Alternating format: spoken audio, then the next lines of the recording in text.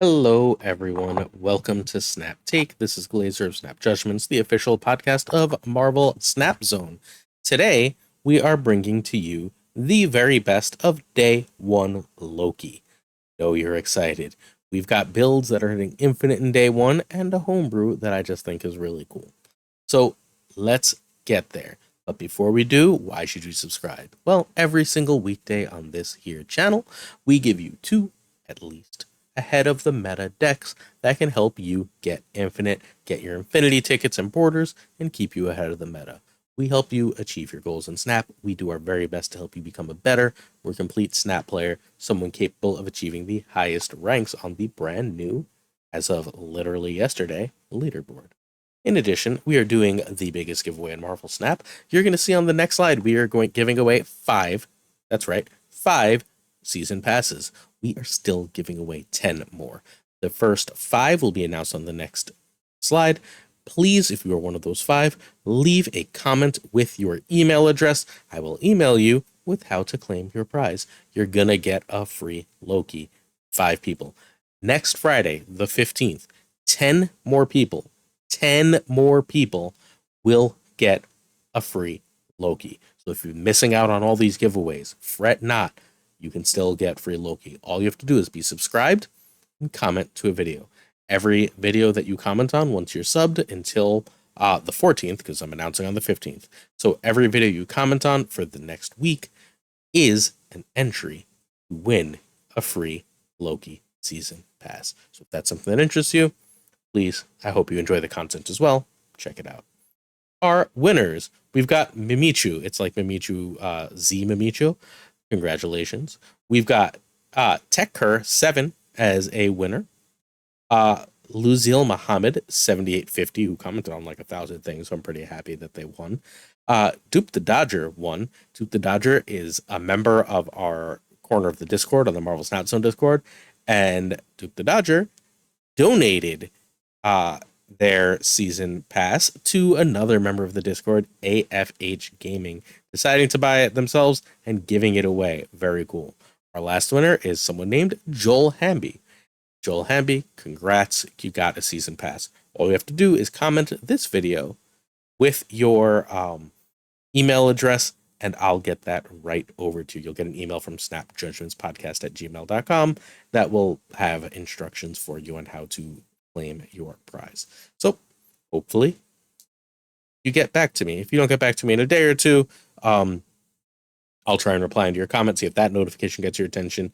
And you have basically until next Friday to get to me. And if you can get to me before the 15th, that's great. If you don't get to me before the 15th, I'm assuming that like you wandered away, you bought the season pass yourself, whatever else, and I'm going to just give them away again. So please, by the 15th, get back to me if you won. Sooner is better. All right, we've got deck credits for the day. I think deck credits are really important. Those of you who watch all the time know I feel this way. I think it's extremely, extremely important to give credit to people's hard work, even if simultaneous creation is possible. For example, deck number 2 that Lambie made today is almost identical. Like, not identical, but almost identical to a deck that KM Best made. The safety deck that is absolutely phenomenal is like 2 or 3 cards off from a deck that the Great W made. Simultaneous creation happens. I'm not saying that you're giving credit to say this is the only person who ever deserves attention for this deck. I'm saying you give credit to show some honor, some loyalty to people who put hard work into making great content, making great decks for you. We've got a deck from Safety Blade HS on Twitter, and Safety Blade elsewhere. Lambie Series GG on Twitter, and Lambie Series TV on Twitch. That's the best player in the game, by the way, if you somehow missed that. Well, I'll put Safety as a deck builder up with anybody. And then I got a cool little deck. Look, I'm winning 75% of my games, but I'm going to be completely honest. Work has started again. If you don't know, I'm a teacher in like my real life. So work has started again. I haven't had as much time to play. I'm still ranking up. But it's a deck I've been playing along with a little bit of safeties. And I've got like an 82% win rate with it or something in a limited sample size. However, not a limited sample size is 47 games where safety has an 83% win rate. He hit infinite with the deck we're going to talk about first. 2.55 cube rate is completely freaking insane. This is busted stats, and then you go like, oh well, it's not that good outside of it, and you check like the Marvel Snap Zone stats, and it's winning 70% of its games. Also, this deck is just sick. It's a meta deck. Get used to it. If it keeps singing like this will be our second ever full like, oh my god, we need to talk about all the variations of a deck guide. Let's look at this. Is safety's 83%. He calls it Thief Priest. It's a cool name. I don't get it, but it's a cool name. All right, I'll get the thief part. All right. Basically, what you want to do is you want to play cards that draw things, or put cards in hand. That would be Agent 13, Kitty, Mirage, Sentinel, Agent Coulson, and Moon Girl. Those cards will keep your hand full, buffing Collector. You can play them on Angela, particularly Kitty, to make it bigger. You make all the cards you get cheaper with Quinjet. You can double them up with Moon Girl, and once in a while you chuck them all, and when you have Quinjet out, you get -2 cost on every card. That can go down to 0. With Loki, that also pumps your Collector through the freaking roof. If you have Quinjet with Loki or Collector with Loki, you should probably snap. You're going to win a lot of those freaking games. If you are missing Kitty, Kitty can be Nightcrawler, Nebula, or Snowguard. If you do have Snowguard, I genuinely think Snowguard is better than Agent 13 in this deck, but I have that sweet Agent 13 variant, so I'm still playing her a little bit. I'm switching between the two. Mirage can be Cable, just fine. It's not as good. Again, the +2 power and the lowest cost card do have value, but that Mirage actually, Cable actually steals the card, does have some upside. And Loki is Loki. There's no other card in the game that does what Loki does. Don't try and replace Loki. All right, turn by turn. Your job is to draw cards to make yourself a huge collector. Quinjet, usually a snap if you have Quinjet and any of the synergy pieces right away, is your goal on turn 1. Then the second play would be Kitty, the third play would be. Turn 2 is Collector. Please snap before you play Collector. He is busted. You drop everything to play him, basically, whenever you draw him. Turn 3, I'm going to tell you, by the way, at the end of this video, just so you know, I'm going to tell you exactly how to counter this deck. So people have already started messaging me asking. I'm going to tell you one card, Series 3, that counters this deck. Sort of. Like, it has to be in a good shell, right? Like, you're not just going to play one card. I guess there's like 3 cards that give you. We'll talk about them at the end. But don't remind me. All right. Turn 3 is Coulson or a 2 and a 1. Armor is often needed on Collector or to protect your Quinjet. I like Quinjet and Collector in one lane so I can armor them and just be like, that lane is settled. Thank you. Snap if you're Lokiing. I very rarely Loki before turn 4.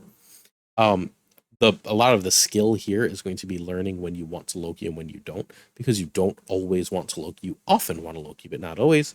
You're basically always Lokiing turn 4 or 5. If not, you're Boon Girling, and you're dropping everything you can. Turn 6, you're hopefully playing all the cards you generated for cheap. The 1 cost less Coulson, 1 or 2 cost less Coulson cards. The cards you got if you Loki, the doubled Moon Girl cards. And if you do all of that, you have enough power to win the game of Snap.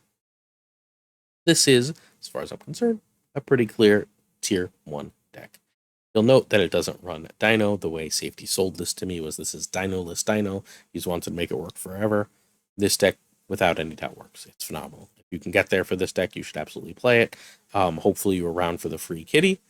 If you had the free Kitty and you have Loki, Mirage is not that big a deal. You can basically play this deck. Next is Lambie's Collector. Lambie, the best player in the game, has a different version of the deck. His goal is not to make Collector humongous in the same way it is for Safety Blades. It's instead to get Collector to about 8 power and then use just a powerful mid-range shell of cards like Legion, Shang-Chi, Jeff, so on, Angela, Kitty, to win the game. You can try and high roll with Loki, right? Or you can just play a lot of powerful cards to get yourself a good mid-rangey Collector, good mid-rangey Angela, and then Shang their bullshit. Also worth noting, both of the variants for these 2 decks were variants I owned. I just decided to switch which ones to show because I think it looks more interesting that way. Unfortunately, I only have one Quinjet and 1 Jeff and so on. But like anything I had more than 1 variant of, I changed which one I used. Let's talk replacements. Kitty can still be the exact same cards. Mirage can be the exact same cards. Jeff can be armor, but it's worth noting that Jeff is in the Spotlight cache currently. If you want him, you should get him. And Legion can be Vision or Devil Dinosaur or Moon Girl. No Vision, no Devil Dino, and no Moon Girl. All three of which are very, very powerful. Legion is also great. You could conceivably run Snow Guard in one of the cheap spots like Jeff if you had it, and then cut Legion for Devil Dino or Moon Girl and still be fine. This is a really strong deck. Lambie calls it a tier 1.5 deck, and I think he's right. I think the safety version is better. This is still really powerful, but because this is trying to play a mid-range game, a lot of the stuff right now can sort of go over the top of it and be. Again, get Angela and Collector to 8, then win. Turn 1, Kitty. Turn 2, Kitty and Quinjet. No similar play lines here. I'm just showing you sort of a different way to do it. Turn 3, Collector or Angela and Kitty. So that'll grow Collector or Angela if you play Kitty after either. Turn 4, you Loki and Kitty. And now you're just going to get some extra cards. Then turn 5, you Coulson and Roger Kitty or play a bunch of your Loki cards. And then turn 6, ideally, you're playing Legion and Kitty or splashing out a bunch of Loki cards. But Legion and Kitty, Kitty is often like 6, 7, 8 power. And then you're playing it with Legion, who's 7 power, and it ends up winning the game because you're doing it in a location that wins you the game, right? It's excellent. Legion also has all the high rolls he always did. The -1 nerf doesn't make him not one of the top 5 cards in the game. He's still right there. Okay.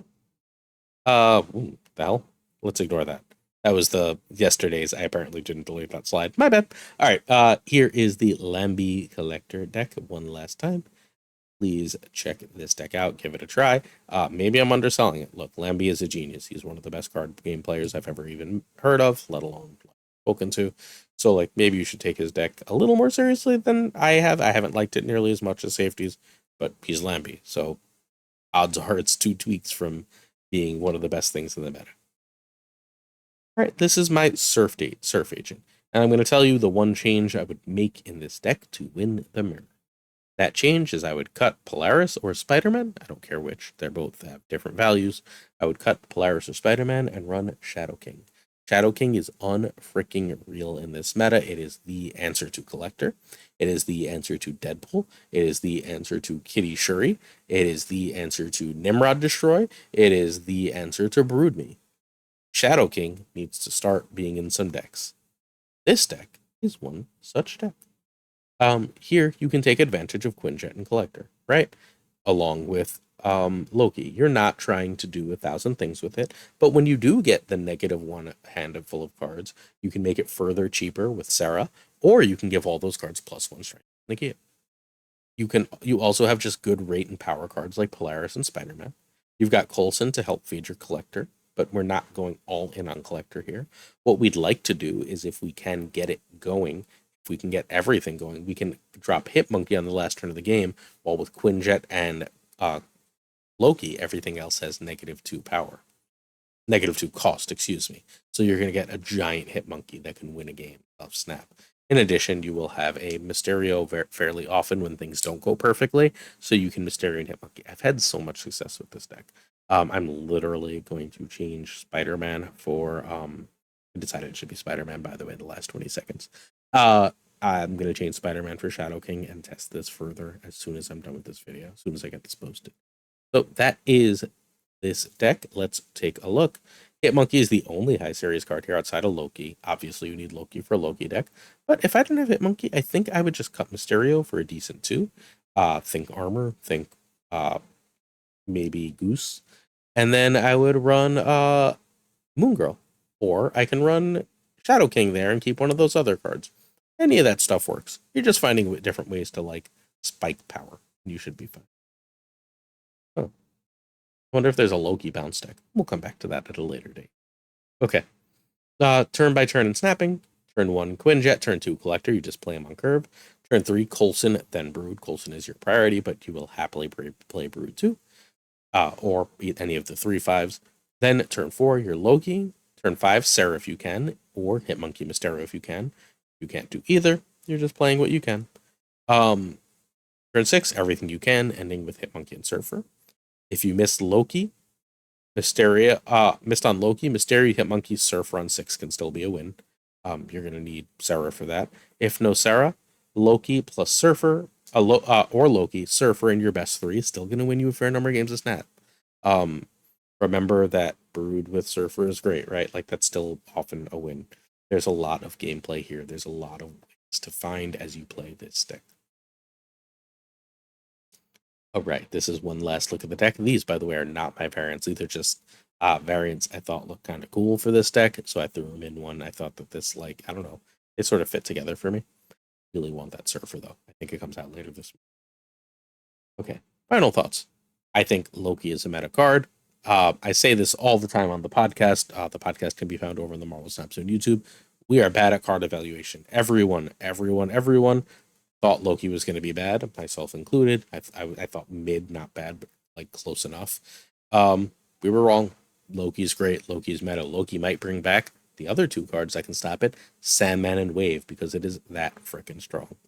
Thanks for watching. Hopefully you found value. Hit that sub button. Appreciate you. See you tomorrow with another Snap Take. Peace.